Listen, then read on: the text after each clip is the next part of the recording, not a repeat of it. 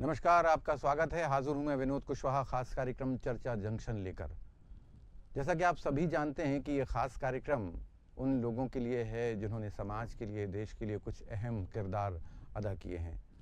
उनमें से जो ख़ास नाम अगर छत्तीसगढ़ में आता है न्यायधानी बिलासपुर से, तो वो हैं अमर अग्रवाल, जिन्हें कि राजनीति एक प्रकार से यूँ कहें कि विरासत में मिली है। और ये विरासत की राजनीति उन्होंने जिस तरह से पाई है, उसके बाद लगातार उन्होंने पीछे बढ़कर नहीं देखा है, आगे ही बढ़ता रहा है उनका सफ़र। लगातार सफलताओं के नित नए आयामों को उन्होंने छुआ है और लगातार उनकी इस बात से हम अंदाज़ा लगा सकते हैं कि जो भी प्रोजेक्ट उन्होंने अपने मंशा के अनुरूप रखे, वो तमाम प्रोजेक्ट पूरे भी हुए हैं।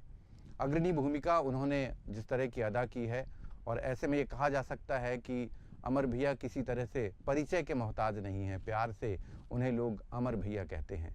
उन्होंने जिस लक्ष्य को लेकर के, जो जनता के लक्ष्य हैं, जिन सपनों को साकार किया है, हालांकि वो इस बात को नहीं मानते हैं कि उन्होंने अपना क्या कुछ रिकॉर्ड बनाया। वो इस बात को मानते हैं कि जो जनता की जिम्मेदारी है, जो उनके कर्तव्य हैं, जो उन्होंने सौंपा है उन्हें जिम्मेदारी, उसे वो बखूबी निभाएं, वो एक रिकॉर्ड के रूप में सामने आता है। और उसका परिणाम इस रूप में था कि बीते विधानसभा चुनाव में जिस तरह की जीत उन्होंने दर्ज की, निश्चित तौर पर कहीं ना कहीं वो इस इशारा करता है कि उनके काम की गति कैसी मिल रही है। आज खास मेहमान के रूप में अमर अग्रवाल जी स्टूडियो में मौजूद हैं। अमर भैया, आपका स्वागत है। बहुत बहुत धन्यवाद है विनोद जी। और हम सवालों के सिलसिले को शुरू करें तो सबसे पहले ही सवाल, जैसा कि मेरे जहन में लगातार आ रहा है, कि आपने राजनीति की सफ़र की शुरुआत किस प्रकार की? आपके मन में जनता की सेवा करने का भाव कब और कैसे आया? जैसा कि शुरू में मैं भूमिका भी मान रहा था आपकी। मेरा जन्म 63 का है जी। और मेरा पारिवारिक पृष्ठभूमि एक राजनीतिक परिवार से है। जी। मेरे स्वर्गीय पिताश्री लखीराम जी 1948 में संघ आरएसएस के मुख्य शिक्षक, और जब ये आज की जो भाजपा है, पहले अखिल भारतीय जनसंघ के रूप में थी, तो 1952 से संघ से वो जनसंघ में आए। जी। तो स्वाभाविक रूप से जिस दिन से मेरा जन्म हुआ है, उस दिन से, क्योंकि एक पृष्ठभूमि राजनीतिक परिवार से रही, तो सब तमाम नेताओं का आना जाना, एक पारिवारिक वातावरण, राजनीतिक में रुचि, सामाजिक में रुचि, जी। मैंने बचपन से ही देखा। जी। लेकिन मुख्य रूप से अगर मैं कहूँ तो 25 साल की उम्र तक मैंने अपना समय, पहले 21-22 साल तक एजुकेशन में, और उसके बाद व्यवसाय में। जी। मैंने कुछ व्यवसाय में भी इंटरेस्ट लिया। जी। लेकिन मुख्य रूप से जब 1990 में मेरे बाबूजी मध्य प्रदेश भारतीय जनता पार्टी के अध्यक्ष बने, जी। तो चूंकि वो सहयोगी साथ नहीं रखते थे, तो मैं उनके साथ रहता था। जी। तो सक्रिय जो राजनीतिक में मेरा प्रवेश है वो 1990 में हुआ, और मैं उनके एक सहयोगी के रूप में काम करने लग गया अविभाजित मध्य प्रदेश में। जी। और उसके कारण मेरे तमाम भारतीय जनता पार्टी के सारे कार्यकर्ता से लेकर नेता तक का संपर्क बना। तो फिर स्वाभाविक रूप से राजनीतिक में रुचि हुई, और 1996 में पहली बार मुझे बिलासपुर जिले का युवा मोर्चे का अध्यक्ष बनाया गया। तो मेरी वास्तविक शुरुआत अगर कहोगे इंडिविजुअल सक्रियता के साथ, तो 1996 में हुई। जी, यानी छत्तीसगढ़ बनने से कुछ साल पहले। हाँ, छत्तीसगढ़ के बनने के कुछ साल पहले, और 98 में तो मैं यहाँ का विधायक बन गया था। जी। जब हम मध्य प्रदेश में ही थे। जी भैया, जैसा आपके बारे में कहते हैं कि आप हर काम करते हैं वो एक विजन लेकर के करते हैं, और उसमें बखूबी सफलताएं भी मिलती हैं। अभी जो हाल ही में जिस तरह की सफलता आपको मिली, बड़ी एक प्रकार से कहें बड़ी लंबी लीड आपने विधानसभा चुनाव में जीत दर्ज की थी। आगे आने वाले समय के 5 साल की तस्वीर किस तरह की देखते हैं बिलासपुर की आप? नहीं, देखिए, मैं ऐसा मानता हूँ कि कोई भी अपना जो सोच है, जी। ठीक है, अवसर मुझे विधायक के रूप में 5 साल का ही मिलता है। जी। लेकिन दो प्रकार से किसी भी राजनीति या जनप्रतिनिधि को सोचना चाहिए। एक तो शॉर्ट टर्म, अगर आज मैं शॉर्ट टर्म की बात करूं बिलासपुर की, तो सड़कें ठीक हो जाए, बिजली, पानी। लेकिन अगर मैं लॉन्ग टर्म की बात करूं, तो लॉन्ग टर्म में जो युवा हैं उनको रोजगार के अवसर कैसे मिले, शिक्षा के जो तमाम संस्थान हैं जिससे बिलासपुर का नाम हो, बड़े बड़े, वो कैसे आए, हेल्थ के सेक्टर में कैसे प्रगति हो, फिर यहाँ की प्रति व्यक्ति आय कैसे बढ़े, औद्योगिकरण कैसे बढ़े, और इसके अलावा बढ़ती हुई आबादी की चुनौती को देखते हुए आज हम कौन सी चीज़ों को प्रारंभ करें जिसके 20 साल के बाद जिसका लाभ दिखाई देगा। तो एक जनप्रतिनिधि के नाते मैं ऐसा मानता हूँ कि 5 साल तो एक कार्यकाल होता है, लंबा सोच के कुछ उसकी नींव डालना और कुछ तत्कालिक रूप से काम करना। देखिए, जहाँ तक सवाल है, बिलासपुर एक शांत प्रिय शहर है, लेकिन विगत 5 वर्षों में बिलासपुर में जो यहाँ की अशांति हुई, तो मेरा पहला वादा तो यही था कि बिलासपुर को अपराध मुक्त बनाना है। आज आप देखिए कि 8 महीने में, मैं ये नहीं कहता अपराध तो होंगे, अपराध होते हैं लेकिन पकड़े जाते हैं। बिल्कुल। अपराध राजनीतिक संरक्षण में नहीं होते, राजनीतिक प्रश्रय नहीं है, तो उस पर कमी आई। फिर 5 साल में सारी सड़कें खराब हुई हैं, 5 साल में बिजली की समस्या भी पैदा उत्पन्न हुई है। ये तीनों को मैं तत्काल रूप से करना, और आगे के लिए जो अधूरे प्रोजेक्ट हैं, जैसे एक सुपर स्पेशलिटी हॉस्पिटल है, वो कैसे जल्दी प्रारंभ हो जाए। हमारे यहाँ की जो कहना चाहिए लगभग यूनिवर्सिटी मिला के 1 लाख बच्चे हमारे बिलासपुर में बाहर से आते हैं जी। तो एक एजुकेशन सेंटर कैसे उसको डेवलप किया जाए। इसके अलावा पानी की जो समस्या है आने वाले 50 साल तक वो कैसे दूर हो जाए। इसके अलावा यहाँ के औद्योगिकरण वो कैसे हो जाए, उस औद्योगिकरण के लिए जो जो ज़रूरत है आधारभूत संरचना, चाहे वो हवाई सेवा हो या और भी सेवा हो जी। तो ये 2 प्रकार से विजन है। और चूँकि मैं तो अपना सौभाग्य मानता हूँ और बिलासपुर की जनता का मैं आभारी भी हूँ जी कि उन्होंने मुझे ये 5वीं बार अवसर दिया है जी। और आज बिलासपुर जो दिखाई दे रहा है, मैंने पहले ही कहा कि मैं 2 तरीके से सोचता हूँ, एक जो तत्काल करना है और एक जो आगे की ज़रूरत है। हो सकता है कि अगला कार्यकाल मेरा हो या ना हो, मैं नहीं जानता हूँ, तो जनता को तय करना है जी। लेकिन मैं उस दृष्टि से नहीं सोचता, उसकी नींव डालने की कोशिश करता हूँ। मैंने जो शुरुआती 98 से लेके आज तक का मेरा सफ़र देखेंगे, अगर मैं उस समय नींव नहीं डाला रहता तो आज ये शहर का जो स्वरूप दिखाई दे रहा है वो नहीं दिखाई दे रहा, या जो शहर के समय उस समय जो चुनौतियाँ थी आज बढ़ती हुई आबादी में भी नहीं है। तो क्यों दिखाई नहीं दे रही है? क्योंकि उस समय मैंने सोचा था और आज भी मैं आगे 20 साल की सोचता हूँ। वो एक अलग बात है कि भाई जनता किसको अवसर देगी किसको नहीं देगी, वो जनता का विषय है, लेकिन मेरे जो आज कर्तव्य है वो मैं उसकी नींव डालने का काम जरूर करूँगा। बिल्कुल, बहुत सही है कि कारवां तभी बनता है जब हम एक सोच लेकर के आगे बढ़ें, और लगातार सफलता के कई मुकाम जो है वो आपने हासिल किए हैं और बढ़ते ही चले जा रहे हैं। और ये बात सही है कि जो बिलासपुर 20 साल पहले था, आज उस बिलासपुर की तस्वीर और तकदीर बदलती हुई दिखाई दे रही है, और ऐसा कुछ हुआ भी है। आने वाले समय में नगर निगम के चुनाव हैं, और अगर हम लोकसभा चुनाव की बात कर लें तो बहुत अच्छा मैनेजमेंट था कि आपने यहाँ पर जिस तरह का परिणाम दिलाया, जीत दिलाई पार्टी को। आपका खुद का विधानसभा चुनाव हो, लोकसभा चुनाव हो, जाहिर सी बात है कि पार्टी तो ये बात देखेगी ही, लेकिन जनता भी सोचती है। चूंकि अभी सत्तारूढ़ कांग्रेस है, तो ऐसी स्थिति में किस तरह की रणनीति आपकी तैयार होगी? देखिए, मैं कई बार ये प्रबंधन और इसकी बातचीत होती है, मैं नहीं मानता इसको।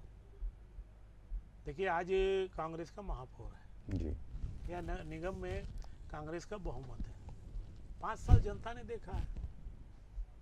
देखिए, लोकतंत्र में सारी चीज़ों का निर्णय जनता करती है। जी, हम लोगों का तो काम है कि जनता के पास जाके सारी चीज़ों से अवगत कराना।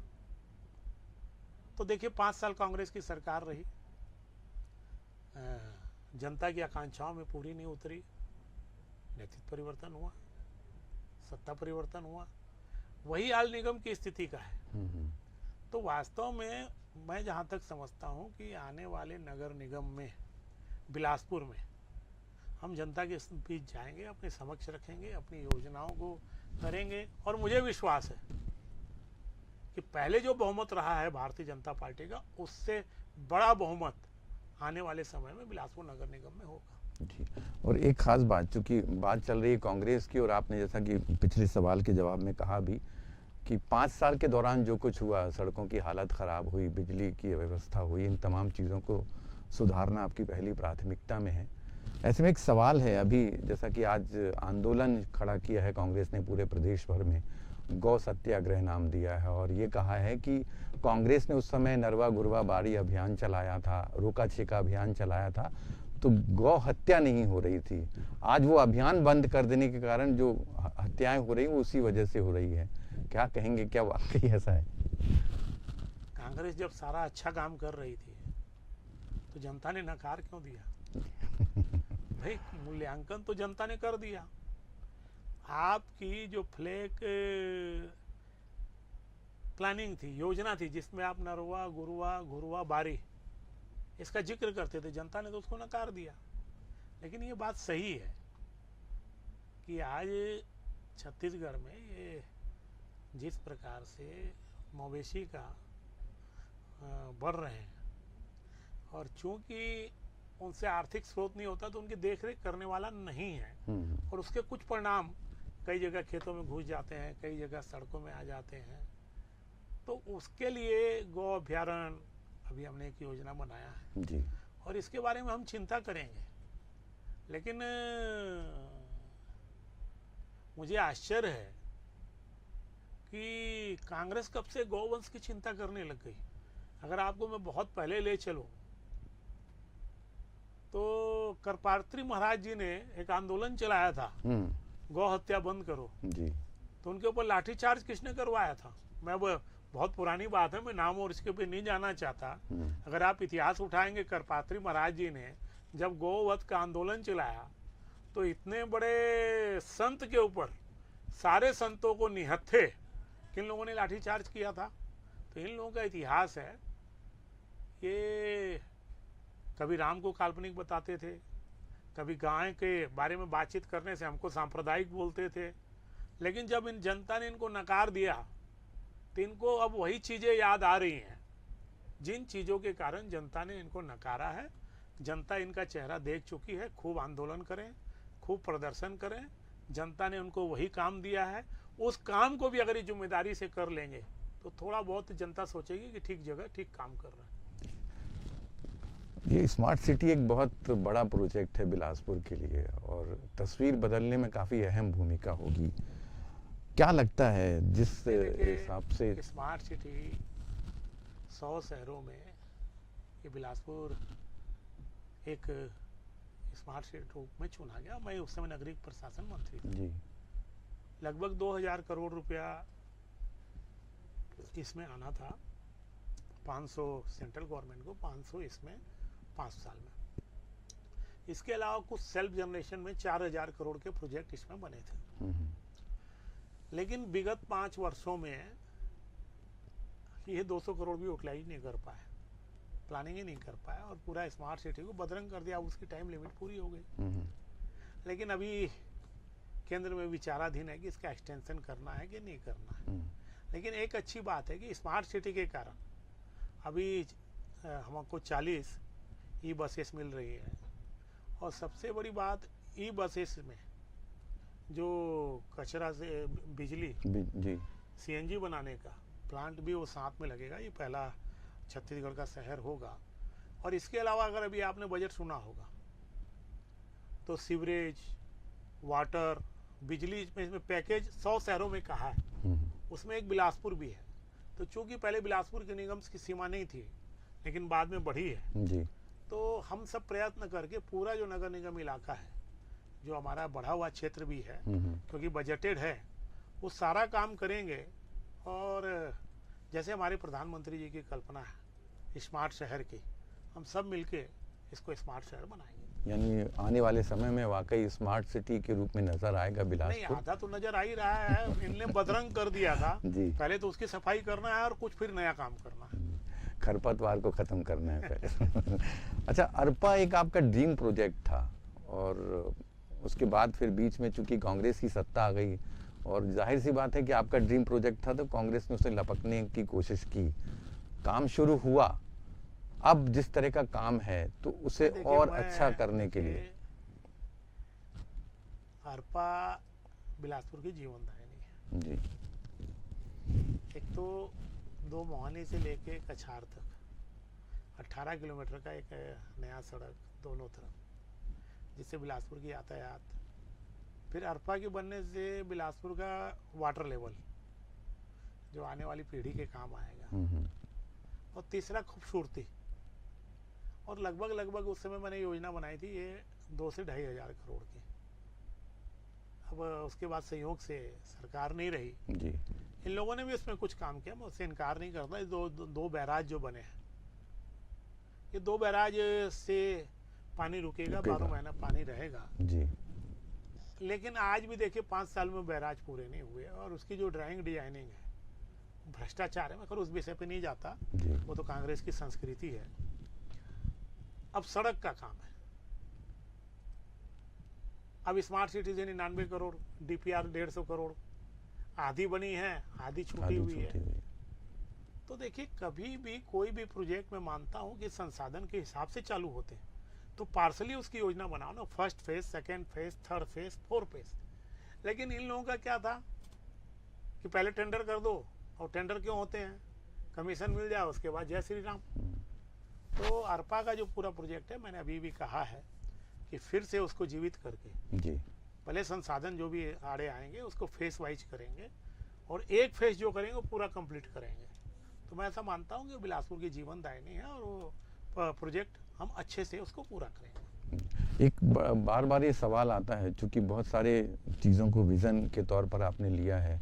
कांग्रेस के शासन में जो फ्लाईओवर, चूंकि आप लोगों के बीजेपी के शासन में बने थे, लेकिन जो फ्लाईओवर बने उनके नीचे में कायदे से, अगर जैसा दूसरे शहरों में हुआ है कि उनके नीचे पार्किंग बनती तो ज़्यादा व्यवस्थित नज़र आता बिलासपुर।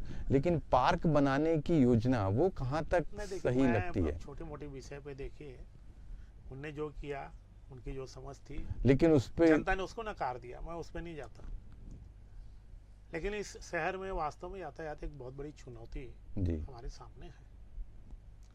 आज 1-1 घंटे का जाम बिलासपुर में लगने लग गया। उसके अनेकों कारण है, उस विषय पे बहुत लंबी चर्चा के विषय है। जी मैंने प्रशासन से कहा है कि आप यातायात के लिए एक पूरा ब्लूप्रिंट बनाइए, क्योंकि इसमें बहुत से अप्रिय निर्णय भी करने पड़ेंगे। जी तो मैंने कहा है कि पहले आप ब्लूप्रिंट बनाइए, और फिर जो अप्रिय निर्णय करना है, जनता की उसमें सहभागिता कैसे रहे, उनसे बैठ के चर्चा कर करके, क्योंकि बिलासपुर की एक बहुत ज्वलंत समस्या है। उदाहरण के लिए मैं बता रहा हूँ, हमारे यहाँ पार्किंग सारे बेसमेंट में हमने मैंडेटरी कर रखा है।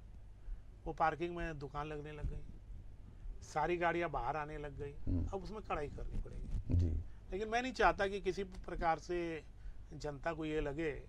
तो मैं चाहता हूँ कि पहले जो है संवाद के माध्यम से, पहले हम ब्लूप्रिंट बना रहे हैं, और फिर इस दिवाली के बाद एक एक कॉम्प्लेक्स वालों से, एक एक रोड वालों से हम संवाद प्रारंभ करेंगे शासन के साथ, और हमारी कोशिश होगी कि इस यातायात को बनाएं।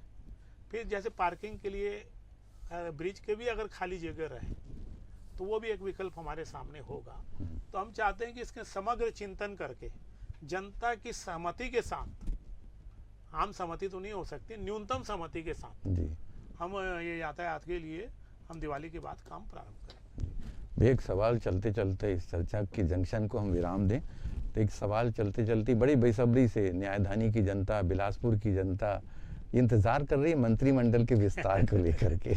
हालांकि मुस्कुराहट आपकी हमेशा इस तरह की रहती है, लेकिन क्या उम्मीद करें कि? देखिए, मैं शुरू से पार्टी का एक कार्यकर्ता रहा हूँ,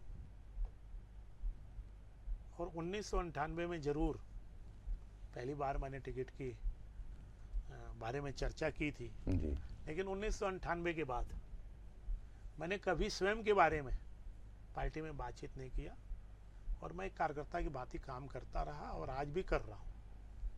और पार्टी का मेरे ऊपर बहुत स्नेह है। सारे जो भी मुख्यमंत्री हैं, मंत्री हैं या दिल्ली में जो हमारा नेतृत्व है, सबका स्नेह है। और जहाँ तक मैं समझता हूँ कि काम के मूल्यांकन के आधार पे परिस्थिति जन्य पार्टी उसका निर्णय करेगी जी। और जहाँ तक बिलासपुर की जनता का सवाल है, मैं बिलासपुर की जनता को आश्वस्त करता हूँ कि आपने विधायक चुना है और पार्टी का मेरे ऊपर स्नेह है। उनकी सेवा में कहीं आपको ये अभाव नहीं होगा कि मैं मंत्री हूँ या नहीं। ये बहुत अच्छी बात है कि कहीं पर भी जनता को ये नहीं लगेगा कि वो अपने पद के अनुरूप कोई ऐसा काम कर रहे हैं, लेकिन ये तयशुदा बात है कि एक पहचान है। और अमर भैया इसीलिए लोग उनको प्यार से इसीलिए कहते हैं अमर भैया। तो ये काफ़ी सार्थक चर्चा आज के इस खास कार्यक्रम में थी, चर्चा जंक्शन में, और हम अपनी चर्चा को यहीं पर विराम देते हैं और अगले फिर किसी मुद्दे पर किसी अतिथि मेहमान के साथ एक नए विषय को लेकर हम आपके साथ में फिर हाजिर होंगे। तब तक के लिए नमस्कार।